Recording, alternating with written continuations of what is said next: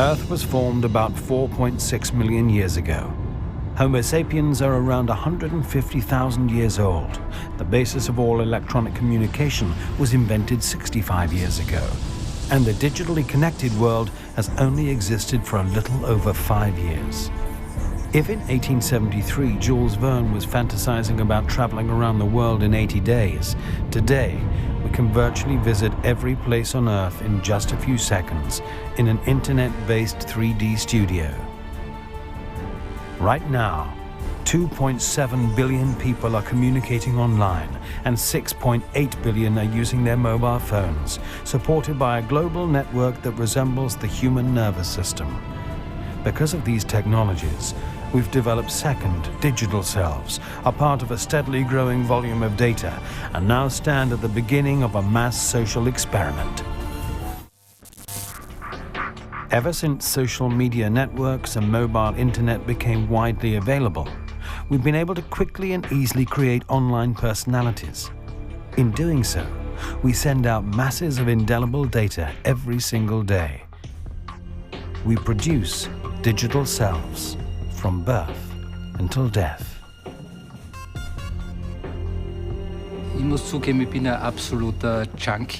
I have to admit that I'm a total junkie when it comes to networks and being connected. It usually starts with the first gadget in the morning. There have been times when I held my iPad in one hand while brushing my teeth with the other and used my nose to swipe the screen to immediately be able to read my next email.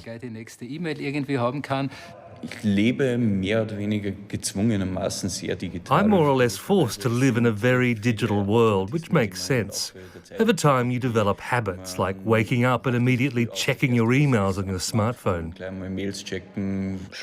Sleeping, eating, playing computer games, going to school, and doing homework. But I have to say that I use this computer. It is also all my movies and whatever else I have done are on it. I can access them whenever I want, although I haven't really done that yet. I would say my day is pretty digital. I probably wake up and start using my computer, check my email, when I'm in an area that has internet access. Today we live in a digitalized and electrified world. It is one in which we rely on technology and do not expect a large-scale power blackout to rock the foundations of our lives. The US TV series Revolution, however, addresses just this scenario, which would essentially send mankind back to the Middle Ages.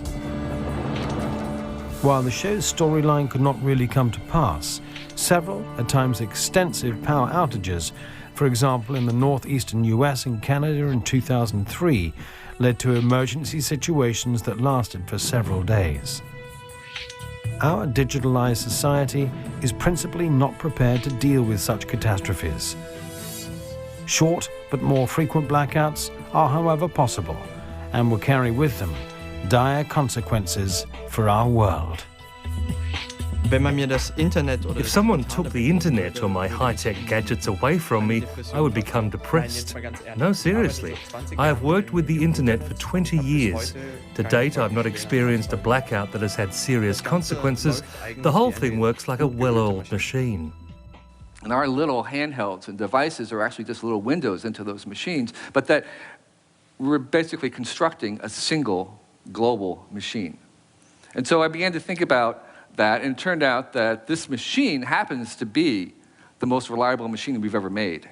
It has not crashed, it's running uninterrupted. And there's almost no other machine that we've ever made that runs the number of hours, the number of days, 5,000 days without interruption. That's just unbelievable. Of course, the internet is longer than just 5,000 days. The internet is based on ARPANET, a communications system built by the US Department of Defense in 1969. It was created to connect universities and research institutes.